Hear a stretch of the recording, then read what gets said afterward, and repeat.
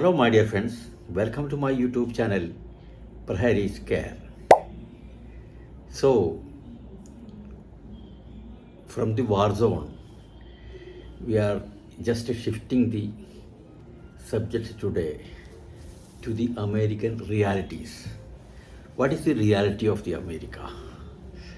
American reality is often contrast with its idealized American dream, highlighting significant economic disparities, high poverty rates, and the struggle of working class people. ഒരു അമേരിക്കയിൽ പോകുക എന്ന് പറഞ്ഞാൽ ഒരു dream come true ആണ് പലർക്കും. അത് ഓരോരോ കൺട്രിയിലെയും പ്രശ്നങ്ങൾ, വർക്കിംഗ് ക്ലാസിൻ്റെ ബുദ്ധിമുട്ടുകൾ, അത്യാവശ്യം നല്ല ബ്രെയിൻ ഉണ്ടെങ്കിൽ പഠിച്ച് വലുതായിട്ട് അമേരിക്കയിൽ പോയിട്ട് ജോലി സമ്പാദിക്കുക. ഈവൺ വിനോ വലിയ വലിയ കമ്പനികളുടെയൊക്കെ CEO ആയിട്ടൊക്കെ ഇന്ത്യൻസ് വരുന്നുണ്ട്. So that's the case. It's a dream come true for many Asian people and also the people of other countries. Key aspects include, but are not limited to, living paycheck to paycheck, a rising debt, limited healthcare access, and the challenges of poverty. ഇങ്ങനെയൊക്കെയാണ് അതിൻ്റെ ഒരു കാര്യം നടക്കുന്നത്. സ്റ്റാർട്ടിങ്ങിലൊക്കെ അവർ പേച്ചെക്ക് to പേച്ചെക്കാണ് അവിടെ. അതായത് ഒരു കൺട്രിയിൽ ശമ്പളം കിട്ടുന്നത് മുഴുവൻ അവിടെ തന്നെ ചിലവായി പോകുന്ന ഒരു ഇക്കണോമി എന്നാലും നാട്ടിലെ പ്രശ്നങ്ങൾ എല്ലാം ക്ലിയർ ചെയ്യാൻ വേണ്ടിയിട്ട് പണ്ട് ആളുകൾ ഗൾഫിൽ പോകുന്നത് പോലെ ഇന്ന് ആളുകൾ പോകുന്നത് അമേരിക്കൻ യൂറോപ്യൻ കൺട്രിയിലാണ്. Especially America it's a different ball game all together. അങ്ങനെ ഉള്ള ഒരു സിറ്റുവേഷനാണ് നമ്മളെല്ലാം കണ്ടുകൊണ്ടിരുന്നത് അല്ലെങ്കിൽ കാണുന്നത്. Key aspects of contemporary American reality. എന്നാൽ ഇന്ന് കാണുന്ന അമേരിക്കൻ റിയാലിറ്റീസ് എന്തൊക്കെയാണെന്ന് നമുക്ക് ജസ്റ്റ് നോക്കാം. Economic inequality and poverty. Millions of Americans live below the poverty line. വിശ്വസിക്കാൻ പറ്റുമോ നമുക്ക്? ഒരുപാട് പ്രശ്നങ്ങളുണ്ട് അവിടെ. ഇൻഫ്ലേഷനും അതുപോലെ തന്നെ ഇക്കണോമി ഡൗൺ ആണ്, ഒരുപാട് കോസ്റ്റ്ലിയാണ്. What you earn you have to spend with many in unsafe conditions ഒരുപാടുണ്ട്. Particularly in regions like New York, California, Louisiana, south Dakota and Georgia. ഈ ഏരിയകളിലൊക്കെ ജീവിക്കുന്നത് വളരെ അൺസേഫ് പോലെയൊക്കെയാണ്. So it is not the America we dreamed about. അങ്ങനെ ഒരു പ്രശ്നമുണ്ട്. പിന്നെ working poor. A significant portion of the population works multiple jobs. ഒരുപാട് വിവിധ തരം ജോലികളാണ് ചെയ്യുന്നത്. Yet still struggle to afford basic necessities. അതാണ് പറഞ്ഞത്. സ്ട്രഗിൾ ചെയ്യാണ്. നോർമൽ ഒരു ജോലിക്കാരൻ അവിടെ സ്ട്രഗിൾ ചെയ്യാണ് ആക്ച്വലി അവരുടെ to meet both ends. Often relying on loans for എസെൻഷ്യലായിട്ട് ഏതൊരു കാര്യമാണെങ്കിലും ലോൺ എടുത്തിട്ട് വേണം ചെയ്യാൻ. അങ്ങനെയൊക്കെ ഒരുപാട് വിഷയങ്ങളുണ്ട്. ഒരുപാട് ടോപ്പിൽ നിൽക്കുന്ന ആളുകളുടെ അല്ലെങ്കിൽ പണ്ട് മുതലേ പോയി സെറ്റിലായവരുടെ കാര്യം it is different all together. But the presently one who is going there to get a normal job വളരെ ബുദ്ധിമുട്ടാണ്. ഹെൽത്ത് കെയർ ആൻഡ് ഡെപ്റ്റ്. High cost of health care is too costly there. Education and housing lead to substantial ഡെപ്റ്റ്. ഇങ്ങനെയുള്ള കാര്യങ്ങൾക്ക് അവിടെ പോയി സ്ഥലം വാങ്ങിക്കുക അല്ലെങ്കിൽ ഒരു റെൻ്റൽ ഒരു സംഭവം ഒരു വീടെടുക്കുക എന്ന് പറഞ്ഞാൽ തന്നെ വളരെ ഒരു കോസ്റ്റ്ലി അഫെയറാണ് അവിടെ. The American dream, making the American dream of home ownership or financial stability difficult to achieve. അതായത് ഹോം ഓണർഷിപ്പ്, ഒരു വീട് അവിടെ ഓൺ ചെയ്യുക അല്ലെങ്കിൽ ഒരു ഫൈനാൻഷ്യൽ സ്റ്റെബിലിറ്റി അമേരിക്കയിൽ വരിക എന്നുള്ളത് it is too difficult. Shifting dreams. The traditional American dream has formally shifted from prosperity to a focus on survival and hope. പണ്ട് അമേരിക്കൻ ഡ്രീം എന്ന് പറഞ്ഞാൽ ഒരു പ്രോസ്പെരിറ്റി, സമ്പൽ സമൃദ്ധിയായിരുന്നു. അമേരിക്കയിൽ ഒരു നല്ലൊരു സെറ്റിലാകുക എന്ന് പറഞ്ഞാൽ. എന്നാൽ it has been shifted now. ഇത് ഷിഫ്റ്റ് ആയിക്കൊണ്ട് ഒരു പ്രോസ്പെരിറ്റി ഒന്നും ഇല്ലെങ്കിലും ജസ്റ്റ് സർവൈവ് ചെയ്തിട്ട് അവിടെ എങ്ങനെയെങ്കിലും കഴിഞ്ഞ് കൂടിയാൽ മതി എന്നുള്ളൊരു സിറ്റുവേഷനിലേക്കാണ് വന്നുകൊണ്ടിരിക്കുന്നത്. ഇപ്പോഴത്തെ American dream has been drastically change. Cultural disillusionment, സാംസ്കാരികമായിട്ടുള്ള ഒരു പരിമിതികൾ അവിടുത്തെ. There is growing wide spread burnout, described as a slow motion collapse or national exhaustion, with many questioning the great country narrative. അതായത് ഈ പ്രോബ്ലംസ് എല്ലാം കൂടെ വരുമ്പോഴേ നമ്മൾ ആ ഡ്രീമിന് ക്ഷതം വരികയാണ്. അപ്പോൾ കൾച്ചറലായിട്ടുള്ള അവിടുത്തെ കാര്യങ്ങളെല്ലാത്തിനും അത് ഒരു ഡീഗ്രേഡ് ആവുകയാണ്. ക്രിമിനൽസ് വരുന്നുണ്ട്, ഇക്കണോമി തീരെ പോരാ, every one has to depend on various types of loans. ഇങ്ങനെ ഒരുപാട് പ്രശ്നങ്ങൾ വരുമ്പോൾ അവിടുത്തെ ഒരു പണ്ടത്തെ ആ ഡ്രീം കംപ്ലീറ്റ് മാറി അമേരിക്കൻ റിയാലിറ്റി എന്നൊരു സംഭവത്തെ അഡ്രസ്സ് ചെയ്യണം. അതുകൊണ്ട് കുറേ ആളുകൾ ഇപ്പോൾ ഇവിടെ തന്നെ വല്ല സ്റ്റാർട്ടപ്പും തുടങ്ങിയാലും വേണ്ടിയില്ല, അമേരിക്കയിലേക്ക് പോയി കഷ്ടപ്പെടുന്നത് വെറുതെയാണ്, അല്ലെങ്കിൽ അതുപോലുള്ള ഒരു പ്ലേസ്മെൻ്റ് ആയിരിക്കണം. അങ്ങനെയാണ് ഇപ്പോഴത്തെ ഒരു കണ്ടീഷൻസ് അവിടെ, ഇപ്പോഴത്തെ ഒരു സിറ്റുവേഷൻ നമ്മൾ കാണുന്നത് അങ്ങനെയാണ്. Okay, historical and artistic content. American realism, a literary and art movement 19th and 20th centuries ഉണ്ടായിരുന്നത് literary and art movement that aimed to portray everyday life and social issues, including the struggles of the lower classes without idealization.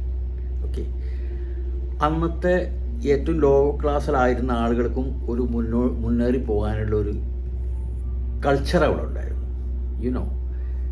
It is a very good democracy, every one knows that. അങ്ങനെ ഒരു അവസരം കിട്ടുമായിരുന്നു. ഇപ്പോഴങ്ങനെയല്ല.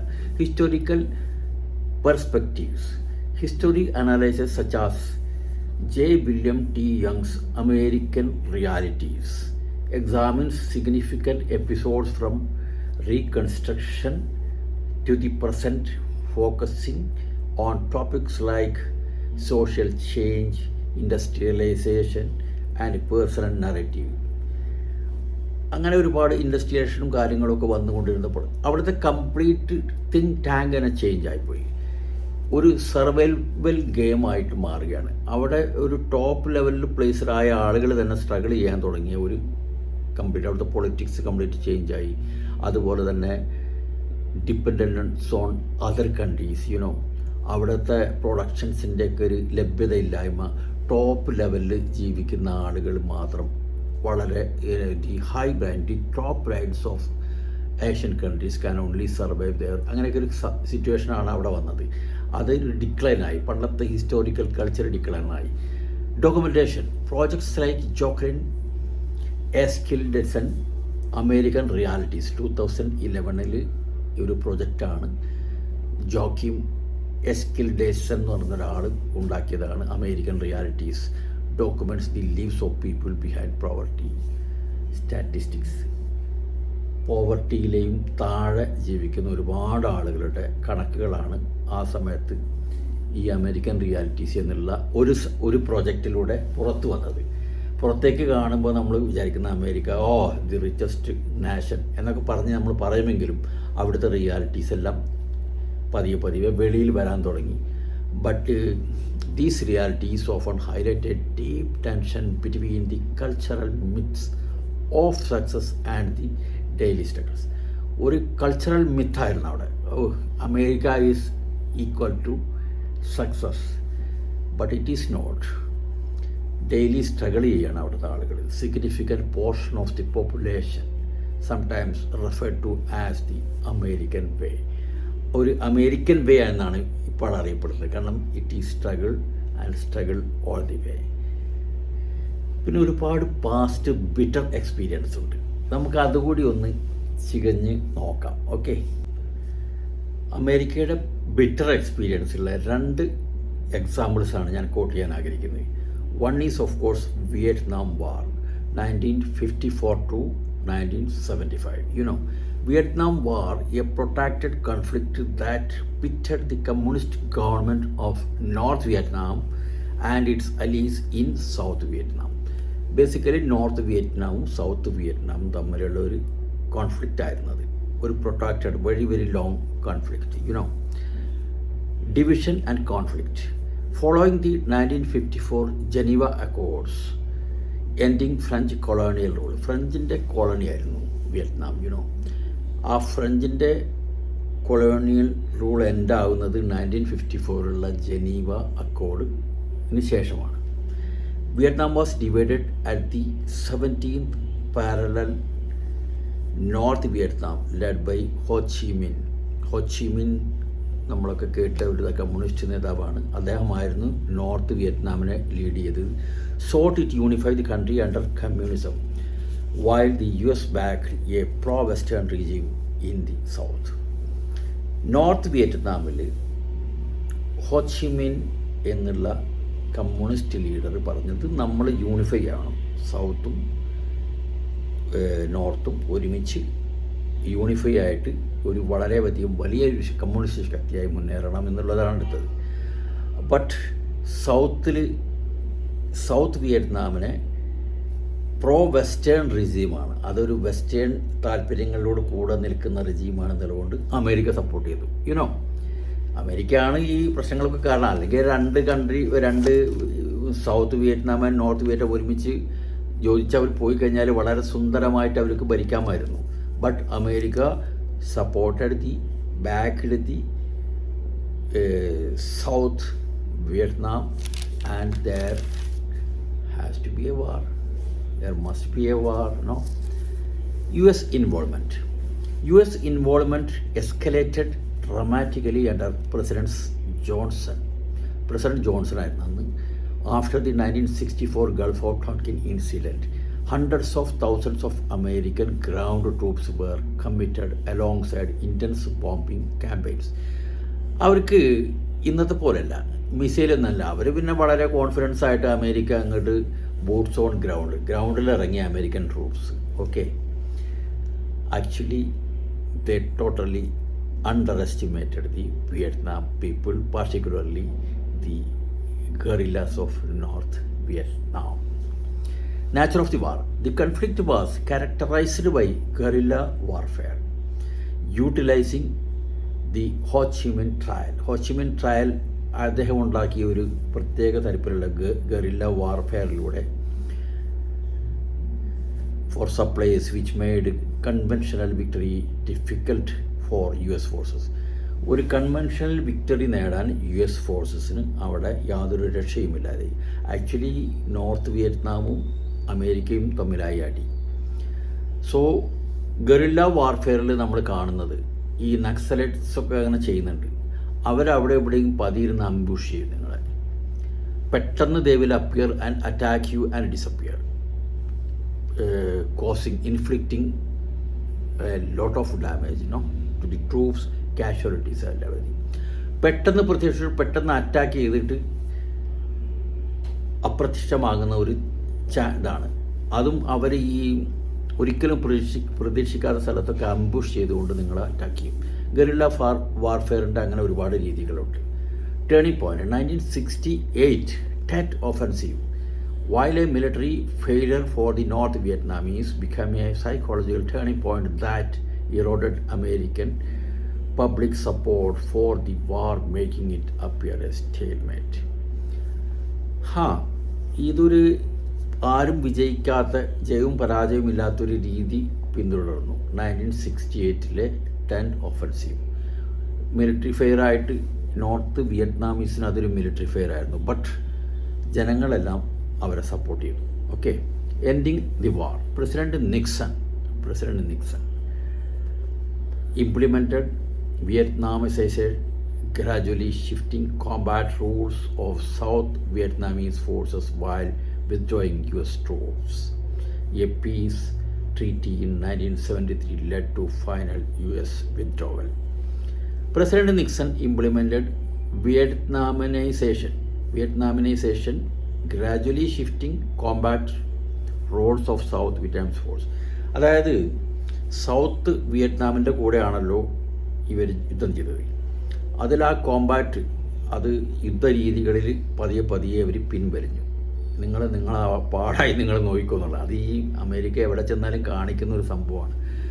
എല്ലാം അങ്ങ് മൂപ്പിച്ച് അത് പതിയങ്ങ് കൂടുതൽ അടി കിട്ടാൻ തുടങ്ങുമ്പോഴത്തേക്ക് അവർ തിരിച്ചു വിടും. പക്ഷേ ഇവിടെ കുറച്ചൊന്നുമല്ല അടി കിട്ടിയിട്ടുള്ളൂ, പറയാം നമുക്കത്. In 1975 north Vietnam successfully concord south Vietnam. അതായത് ഈ ഹോച്ചിമിൻ എന്നുള്ള വ്യക്തിയുടെ അണ്ടറിൽ നോർത്ത് വിയറ്റ്നാം സൗത്ത് വിയറ്റ്നാമിനെ ജയിച്ചു.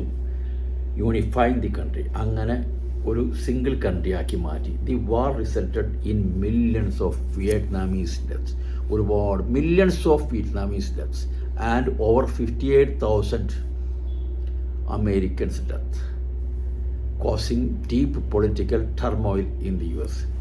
58,000 അമേരിക്കൻസിൻ്റെ ബോഡി ബാഗ്സാണ് അമേരിക്കയിലേക്ക് പാർസലായിട്ട് പോയത്. അത് അവിടെ ഒരു പൊളിറ്റിക്കൽ ടർമോയിലായി. US നിങ്ങൾ വല്ലവൻ്റെയും രാജ്യത്ത് പോയി യുദ്ധം ചെയ്ത് നമ്മുടെ ആളുകളെ കൊല്ലുന്ന രീതിയാണെന്നുള്ള രീതിയിൽ ഒരുപാട്. അതിനുശേഷം ഇവർ ഗ്രൗണ്ടിൽ അങ്ങനെ ഇറങ്ങിയിട്ടില്ല, പക്ഷേ ഇറങ്ങി, അത് പറയാം. അപ്പോൾ ഒന്ന് ഇതാണ്, വിയറ്റ്നാമിൽ അമേരിക്ക അമ്പേ പരാജയമായിരുന്നു എന്ന് പറയുന്നത് ഈ ഒരു കാരണം കൊണ്ട് മാത്രമാണ്. ഓക്കെ, ഈ വീഡിയോ ഒരുപാട് ലെങ്തി ആവണ്ട എന്ന് കരുതിയിട്ട് അടുത്തത്, അതായത് അഫ്ഗാനിസ്ഥാനിൽ പോയിട്ട് തോറ്റമ്പിയ അമേരിക്കയെയും അതുപോലെ പ്രസൻറ്റ് സിറ്റുവേഷനും എല്ലാം കൂടെ നമുക്ക് അടുത്ത വീഡിയോയിൽ വിശകലനം ചെയ്യാം. Okay, we will discuss these things in next video. അപ്പോൾ ഈ വീഡിയോ ഇഷ്ടമായെങ്കിൽ തീർച്ചയായിട്ടും ലൈക്ക് ചെയ്യുക, സബ്സ്ക്രൈബ് ചെയ്യുക. Thank you very much. By.